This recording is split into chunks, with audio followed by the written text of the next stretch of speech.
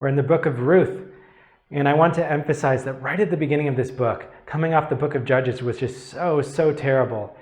This book is placed squarely in there. Ruth 1:1 says, "In the days when the judges ruled."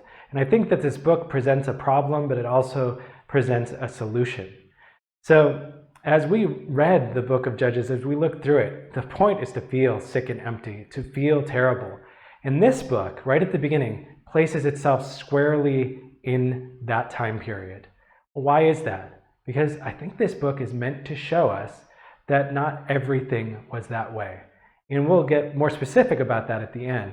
But this is going to be actually just a very brief summary of the book of Ruth, because it is a small book, but I want to bring out the big themes there. So as we look at the book of Ruth, I have an outline up there for you.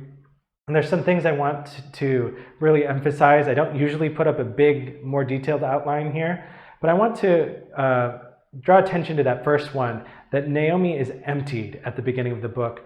But then when we get to the conclusion of the book, right before the genealogy of David, Naomi is filled.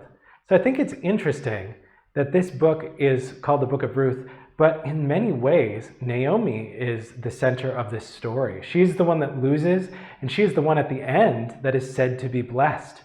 And Ruth is actually an outsider in this book, someone that is not from the nation of Israel, that is brought in. But the thing about this book, there is, even though it's a short book, so much going on in terms of parallelism and literary devices and things that are used that if you have time to do a study of this book, I think it would be very useful to you.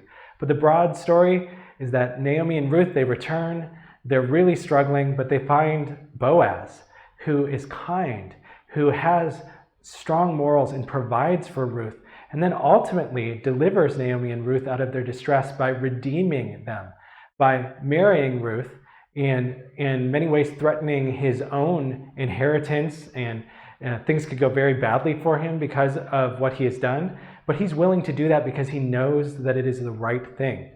Now, something that I should address here, because it's such a big point, I do want to take a brief aside, is that very often this book is read allegorically. That means that it's just read as a symbol, and that we as New Testament believers should read this book and think that Jesus is our kinsman redeemer. Just like Boaz redeems Ruth and saves her, what we're really supposed to get out of this book is that Jesus is our redeemer, and we're supposed to think of Jesus.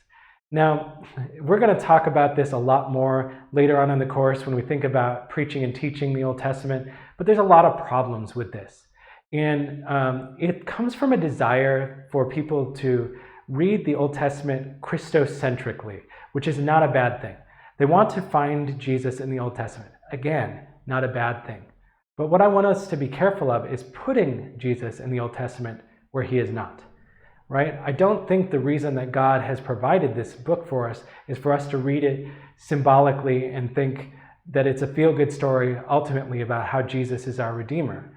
I think that if we think about where we come from so far in the Old Testament and where we are now, we can see what role this book is supposed to play. Things were terrible in the book of Judges, but this shows us that it's not always that way. It shows us that there are people who are righteous, and there is a righteous remnant, and there are people who are still following God, and it's meant to show us that. And so as we think about this book, I want us to think in contrast to the book of Judges. How does this book make you feel? Well, as the book goes on, there's an upward spiral in its progress. Things start badly for Naomi and for Ruth, but by the end, they're filled and things are great. The emotions, hopefully by the time you reach the end of this book, you're feeling happy and full instead of sick and empty. And the morals, the people in this book, Ruth is a hard worker. She is loyal to Naomi. Boaz is an amazing person. They have upstanding morals, and therefore these people are blessed. And so this book is meant to be a counterpoint to the book of Judges. And that point is drawn out in the very beginning by placing it in the time of the Judges. It's meant to show us that it's not always this way. Okay, so I do think that's the main point. I do want to take a little quick aside to think even more specifically. When we think about, remember that term, this is not a pipe, that books are written and they are literature and they're written with a purpose. And there's a lot of scholarly work on the book of Judges and Ruth that suggests something, that that these books are meant to be an apology or a defense of King David's kingship. And so that's why when we get to the end of the book of Ruth, it actually ends by showing these righteous people, and then it ends with a genealogy that leads to David. It shows that he is in the line of these righteous people. Even though during the time of the judges things were terrible, these people were good, and ultimately they are the ancestors of David. And so there are a lot of scholars who believe, and I think it's pretty solid, that these books are intended to show that Israel needed a king, as Judges kept saying again and again and again.